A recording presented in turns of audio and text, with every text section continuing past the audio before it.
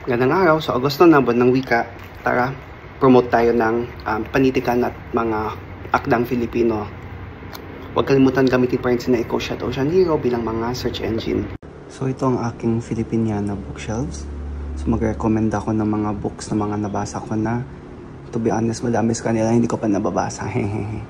So ang unang promote natin ay si Sir Edgar Samar. Kanyang Janus Silang series, published by Adarna.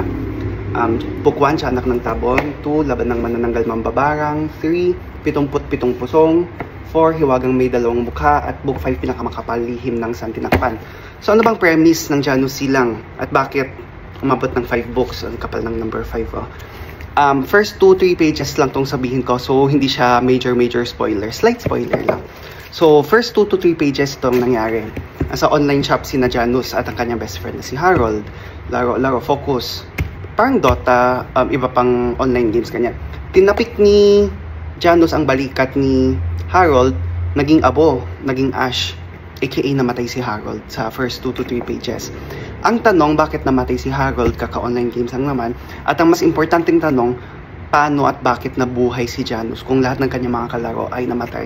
At syempre, anong kinalaman ng Tiyanak? So, yan, masasagot yon in 5 books, okay? So, support local, buy local, support Sir Edgar Samar, kanyang Janus Silang. Mayroon pa siya mga ibang books. Kunin natin dito sa aking bookshelves. Alternatibong Mundo, Janus Silang 10th year anniversary, Walang Diwata ng Pagkahulog, Halos Isang Buhay na partner ng Sa Kasunod ng 909, Walang Diwata ng Pagkahulog, at ang kanyang box set trilogy. Meron pa ako ng kanyang 101, Kagilagilalas na Nilalang. Meron din ako ditong 35 na kwentong klasiko. Doon ang kanyang maikling kwento na Uwi na ang Nanay Kong si Darna, Mascara at Pambata, Janus Silang na comics. Yay. Support local.